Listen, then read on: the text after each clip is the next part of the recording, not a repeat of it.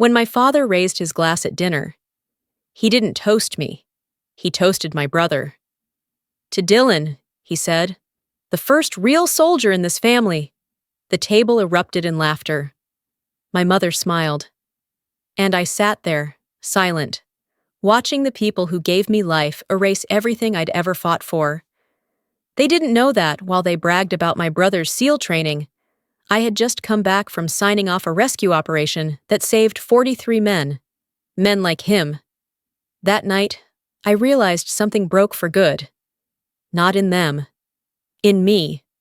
My name is Cameron Tate, and this is the story of how my family mocked me in front of the world, until a general stood up and saluted me first. The smell of roasted meat lingered in the air, warm and heavy. Golden light from the chandelier spilled across the table, catching on the polished silverware that clinked in careful rhythm. My family looked like a portrait of comfort, at least, from the outside. My father spoke first, his voice thick with pride. "To Dylan," he said, lifting his glass. "The Tate name is back where it belongs. My son will serve the Navy, just like his old man did." My mother's laugh followed like a rehearsed cue. She filled Dylan's glass to the rim, then turned to me and poured half a measure. "You shouldn't drink too much, sweetheart. You've got work in the morning, right?" "I just got back from Bahrain," I said quietly. "Oh? Vacation?" she asked, almost absently. I didn't answer. None of them knew where I'd been, or who I'd brought home alive. My father simply shifted the conversation back to Dylan. "He'll be a SEAL soon. Now that's real service. That's a man's work." I cut my steak and smiled, tasting the salt that wasn't from the seasoning. He added, almost as an afterthought, "Cameron's in the service too, but more the office kind, not the field. Paperwork doesn't count." The fork slipped from my hand. I let the silence hang between us, pretending not to hear the edge in his voice. Inside, I felt the weight of 30 years pressing down, the kind that leaves no visible scar. My mother tried to soften the moment. "You've always been strong, dear. You don't need anyone's approval." If only she knew that strength is lonelier than weakness. I looked at the empty chair across from me, the space where recognition should have sat, and finished my wine in one quiet swallow. Later, when the dishes were cleared and their laughter drifted upstairs, I stopped by my old room. Dust coated the photo of me in uniform, taken the day I graduated West Point. I wiped the glass clean with my sleeve and stared at the young woman inside it. I wasn't invisible. They just never wanted to see me. The next morning, I drove past rows of golden trees, the kind that looked peaceful enough to make you forget what silence could do to a person. The radio played a report on a relief mission overseas, an operation I had once commanded. They mentioned every name but mine. I let out a short laugh. That part was always the same. I remembered being 18, holding my West Point acceptance letter, while my father told me it was a school for men. He never came to graduation. Later, when I was deployed to Iraq, my mother sent one message: "Be careful and come home soon. Don't do anything dangerous. Not I'm proud of you. Just don't make waves." My fingers tightened on the wheel as I thought of Aleppo. The heat and dust. The moment General Monroe pinned the Bronze Star on my chest. He said I was the best commander he'd ever seen, and wiser than most, because I knew when to stay silent. So I did. For 10 years. When I reached home, a letter waited in my mailbox, an invitation to Dylan's SEAL graduation in Coronado. The presiding officer's name stopped me cold. General Allen Monroe. I stood there, the paper trembling in my hands, unsure whether I wanted him to recognize me or not. That night, I requested 3 days of leave. Destination: Coronado. The night before my flight, I folded my dress blues on the bed, each medal glinting like a memory I'd rather forget. On my desk lay a photo from Aleppo, me among men twice my size, all of us covered in dust and exhaustion. I turned the frame face down. Commander Davis called. General Monroe asked if I'd be at Coronado. I said I'd attend, off duty. When the call ended, I opened a text from my mother. Bring something light. No need for formal clothes. I almost laughed. If only she knew what formal meant to me. An email alert followed. Press may attend the ceremony. If I wore the uniform, my rank would no longer be a secret. I stared at my reflection, the jacket against my chest. The woman looking back wasn't afraid. She was tired of vanishing. 2 suitcases sat open, one with civilian clothes, one with my uniform. 2 lives, 1 truth. I closed the case with a soft metallic click, the sound of a promise. Tomorrow, I would board a flight to San Diego, not as the daughter they pitied, but as the soldier they never saw.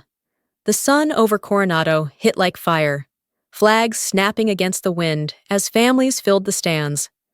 I walked beside my parents and Dylan, my dress blues catching the light.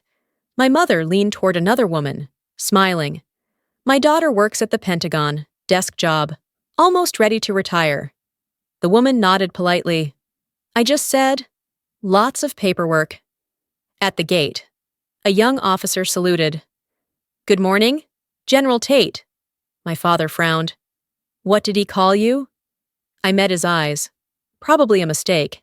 The ceremony began. Rows of SEALs stood at attention as General Monroe took the podium. His gaze found mine, recognition flickering after a decade. When he spoke of honor and discipline, he stopped mid-sentence, stepped down, and crossed the field, each step echoing like thunder. He halted in front of me. Brigadier General Cameron Tate, ma'am. It's an honor to have you here. The world froze. Then he turned to the microphone. For those who don't know, General Tate once commanded the mission that saved American lives in Aleppo. The crowd rose to its feet in salute. My mother gasped. My father's jaw locked. Dylan, standing among the graduates, lifted his hand, his first salute to me. When the applause faded, I looked at them and thought, I never hid. They just never looked. After the ceremony, the sea wind felt heavier. My mother rushed to me. Why didn't you tell us? I tried, I said. Every time, he changed the subject. My father's voice trembled. You're really a general? Yes, I coordinate the very SEAL operations you just cheered for. Dylan approached, eyes bright. You led Aleppo Rescue? I studied that mission. You're the reason I joined. I smiled faintly. Then do it your way, not mine. By sunset, the photo of Monroe saluting me had gone viral inside the Navy. Messages flooded in. Now they all know. My parents drove off in silence. That night, Dylan called. They're stunned, but maybe starting to see. Good, I said. Let them see from where they stand. The next morning, an email waited. General Tate, we need you in Alaska. Severe storm damage. I stared at the silver stars on my desk. Once, I wanted their eyes on me. Now I wasn't sure they'd survive the glare. A week after Coronado, Washington felt colder. Whispers followed me through the Pentagon halls, part awe, part curiosity. Commander Davis caught me outside the briefing room. General, that video went viral. Everyone's talking. I kept walking. Then we work harder. My inbox overflowed. Congratulations from colleagues. A single email from my mother. We're sorry. We just didn't understand. I read it once, then deleted it. That afternoon, a guard called upstairs. General, 2 civilians claim to be your parents. They're asking to see you. I looked out the window at the rain streaking the glass. Tell them General Tate is in a meeting. From my office. I watched them being escorted away. My mother turned back once, clutching a small frame in her hands. I felt the sting deep in my chest, but didn't move. That night, Dylan called. They're falling apart. Dad's reading everything he can about ranks. Mom cries all day. They're learning, I said quietly. Shame is the first step toward understanding. Minutes later, an alert blinked on my screen. Severe blizzard. Anchorage base compromised. Immediate coordination required. I stood, prepped the team. We leave tonight, hours later. The transport plane cut through black skies. The wind howled outside as I studied the map lit in red. When I was 18, I thought. I believed service meant making my father proud. Now I know it means serving without needing to be seen. Before boarding the rescue helicopter, my phone buzzed. Be careful, Cameron. We may have failed you, but we still love you. I folded it shut, staring at the horizon swallowed by snow. Sometimes love comes later than the storm. The blizzard hit like a living thing, wind screaming at 70 miles an hour. Snow cutting visibility to nothing. Squad Alpha, maintain line. Bravo, hold 20 degrees. I ordered over the radio. Static answered back. General, we're losing visibility. Then hold the line by your voice, not your eyes. Thousands of miles away. My parents watched the same storm on TV. The anchor's voice trembled. Operation led by Brigadier General Cameron Tate. My mother cried openly. My father sat frozen. She's out there, he whispered. Alone.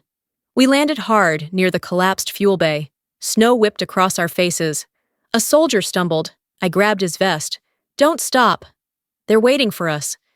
Red flares burst through the white, reflecting off my face like fire and glass. 6 hours later, all 43 men were safe. A reporter caught my breathless words on camera.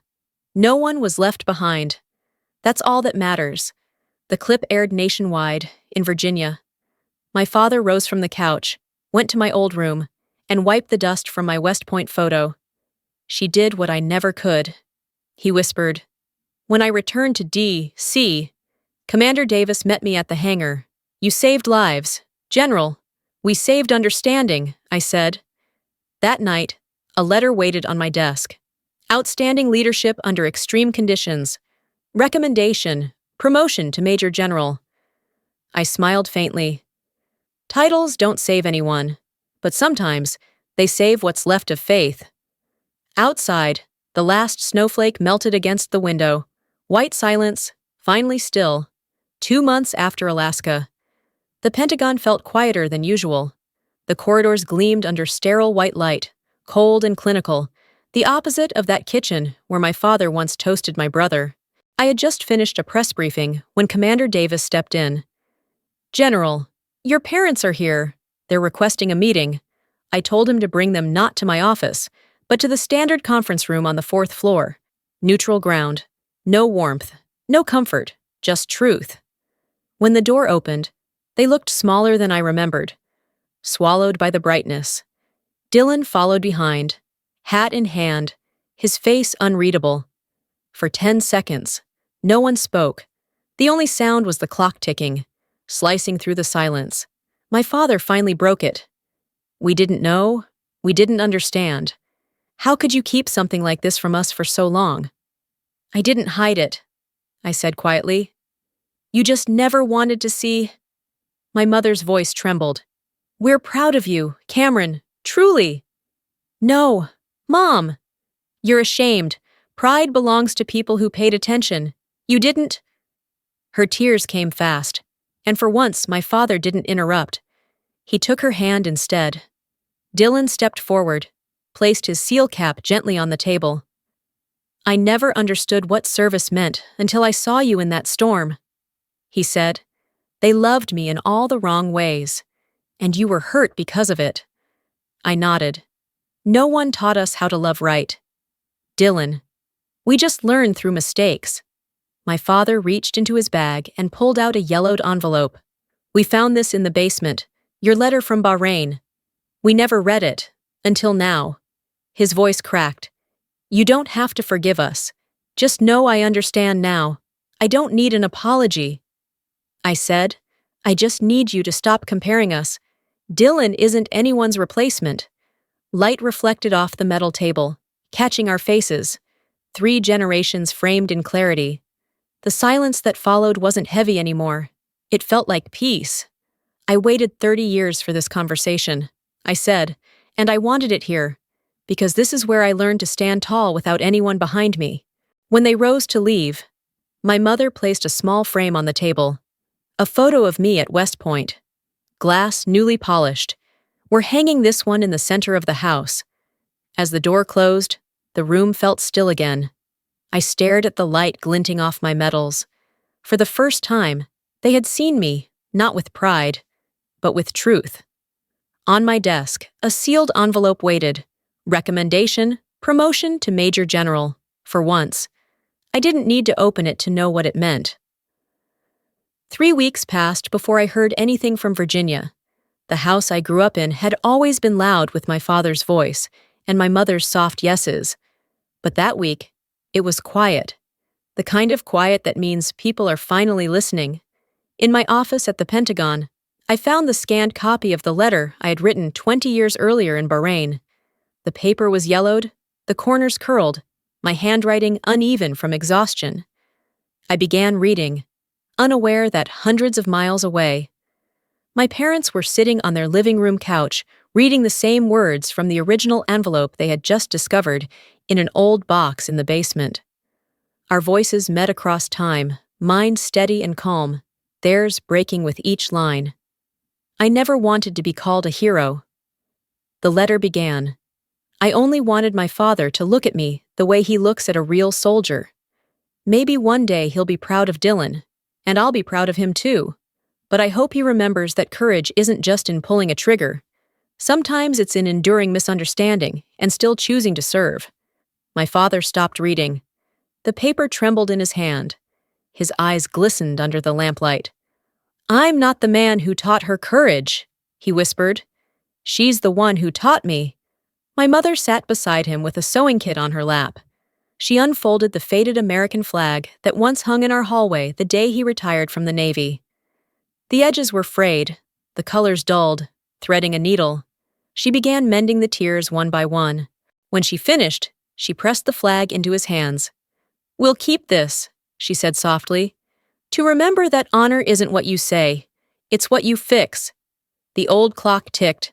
The walls, for once, seemed to breathe again. Back in D.C. My phone rang. The Secretary of Defense's assistant was on the line. "General Tate, your promotion has been approved. Congratulations, Major General." I smiled, letting the moment settle like a quiet tide. "Thank you, sir," I said. "This time, my family will know." That night, 2 scenes unfolded at once. In Virginia, my parents hung my photograph in the center of the living room wall, between my father in his sailor's uniform and Dylan in his seal whites. In Washington, I hung a new frame of the 4 of us on the shelf behind my desk. For the first time in my career, the space didn't feel lonely. The letter lay open beside me, its ink faded but alive. It had survived war, time, and silence to become a bridge between who I was and who they finally saw. At home, the repaired flag fluttered slightly from the draft of the heater, the stitched seams glinting like scars that refused to disappear. Healing, but not erased. My phone buzzed once more. Dylan's voice filled the line, light and steady. "They put your picture in the middle, you know?" I laughed softly. "After 30 years, that wall's finally breathing again." I turned toward the window, where dusk washed the sky in gold and blue. The reflection caught the 2 silver stars on my shoulder. Honor isn't something you win. I thought, it's what remains when you stop fighting to prove it.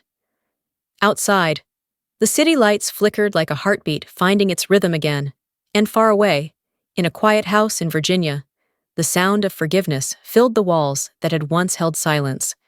1 year later, the ocean would call again, this time from Guam. A year after my promotion, the mornings in Guam began with light spilling over the Pacific. Soft, endless, forgiving. I ran along the shoreline each day, the waves breaking in their familiar rhythm, the same rhythm that once filled battlefields and now filled the quiet between heartbeats. The sea roared, but inside me there was only calm. In my office overlooking the water, I hung 2 photographs. One showed the rescue team in Alaska, faces streaked with snow and victory. The other, newly framed, held my family, my father, mother, Dylan, and me. For the first time, we all seemed to belong in the same picture. That afternoon, a letter arrived in my inbox, scanned from my father's handwriting. "My daughter, now I understand why the ocean has always called to you. It doesn't need anyone to call it strong. It just is. I folded the paper gently and placed it in a file marked Personal Courage. When I stepped outside, the wind caught my hair, warm and salt-sweet. Sunlight glinted on the 3 golden stars on my shoulder. 3 quiet truths: resilience, recognition, release. My phone buzzed. A message from Dylan aboard his ship. "Sis, the sun's rising. It looks just like the morning I saw you saluted in Coronado." I smiled, typing back. "You see it now, don't you? The point isn't to be seen, it's to keep that light inside, even when no one's watching." The tide rolled in, steady and sure. I looked out at the horizon and whispered, "I used to think I needed to be seen. Now I know, light never asks for permission to shine." The waves answered with a single, even breath, fade to stillness.